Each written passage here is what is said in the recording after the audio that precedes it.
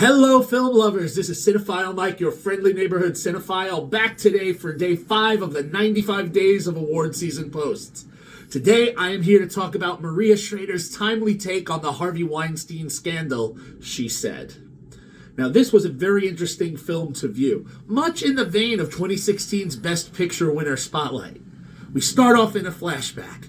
It's Ireland. It's 1992. We see a young woman happy and laughing and enjoying her life on a film set, and then a quick cut to running down the street in hysterics. But before we find out why, we jump to 2017 and see investigative reporter Jodie Cantor, a very strong performance by Zoe Kazan, receiving a tip that Rose McGowan was sexually assaulted by Harvey Weinstein. And she begins into her investigation to see about this underside of Hollywood. Eventually, she partners up with fellow reporter Megan Twohey, an absolutely stellar Carey Mulligan, who had recently reported on similar allegations against Donald Trump leading up to his presidential run. They will then team together to look at the film industry and the way that it treats these women and these unfortunate circumstances that keep coming about. This investigation takes them from the local New York streets to the West Coast and even overseas, which is where we will learn about what happened to that young lady 25 years prior.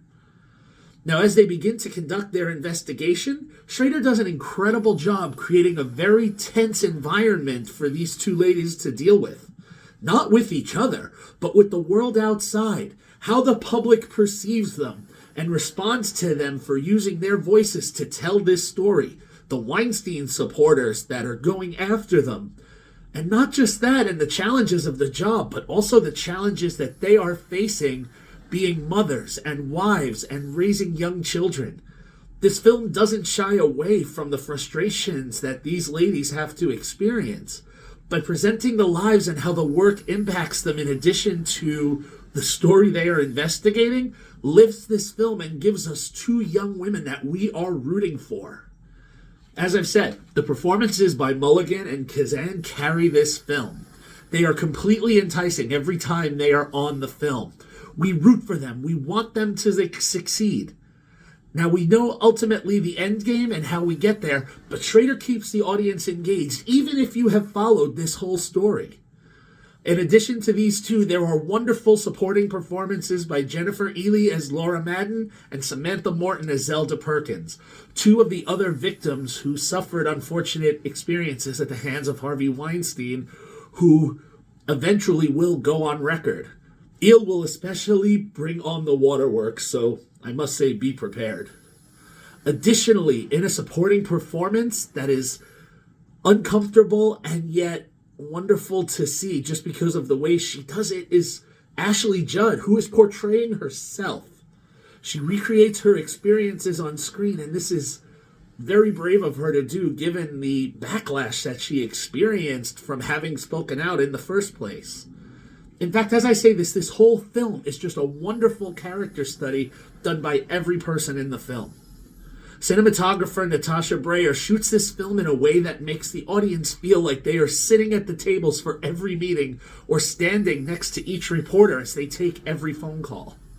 At times, it almost seems like we're watching a documentary in the way the camera is capturing the action of everything that these two journalists are experiencing. Production designer Meredith Lippincott did an outstanding job working within the real New York Times offices, as well as creating the homes of Twohey and Cantor, the two journalists. As this story unfolds, we get to follow them to all of these different settings.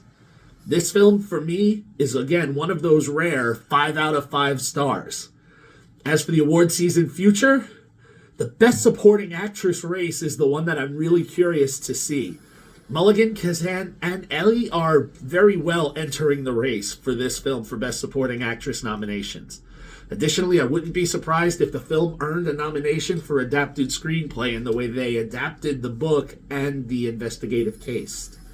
As of this post, you can still catch She Said in theaters and on video on demand. You can rent it. Come back tomorrow for the next of the 95 Days of Award Season posts, where I'll be going a little lighter. Tomorrow we will be visiting the animated film potential category of Disney Pixar's Turning Red. For now, this is Cinephile Mike saying, take a break and watch something new.